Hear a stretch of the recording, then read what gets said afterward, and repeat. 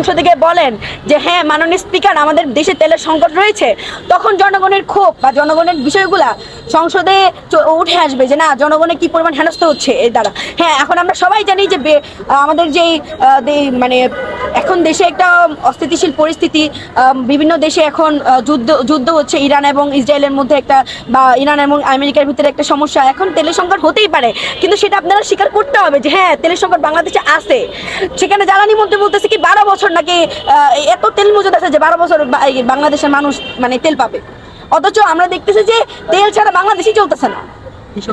কি এই তেলের জন্য গ্যাসের দাম বাড়ছে, এই তেলের জন্য এখন কৃষকরা সংকটে আছে, এই তেলের জন্য কত কিছু সব দিক দিয়ে ঝামেলা হয়ে যাচ্ছে, কিন্তু আমাদের জ্বালানির মধ্যে স্বীকার করতে একদমই নারা যে বাংলাদেশের তেলের সংকট আছে।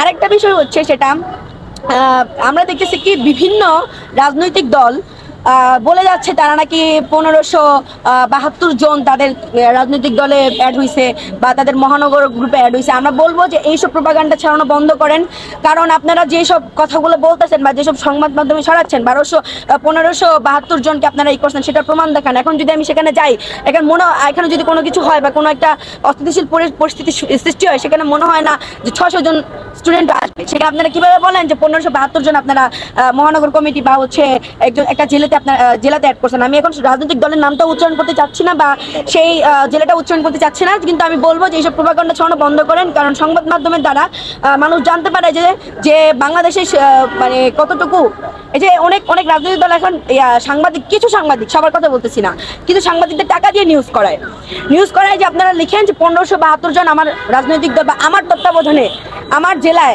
আমি নিজে অ্যাড করছি, কিন্তু এইসব আমাদের কাছে প্রমাণ আছে। যদি আপনারা অতিরিক্ত করেন তাহলে সেই প্রমাণগুলো আপনাদের সংবাদ মাধ্যমে দিতে আমরা বাধ্য হব। এই জন্য আমরা আপনাদের কাছে অনুরোধ করব যে আপনারা দয়া করে এইসব প্রোপাগান্ডা ছড়ানো বন্ধ করেন। আপনারা একজন নেতাবিন্দুতে আছেন, সেখানে আপনারা যদি এইসব প্রোপাগান্ডা ছড়ান তাহলে আমরা আমাদের প্রমাণগুলো মিডিয়াতে আনতে বাধ্য হব। আরেকটা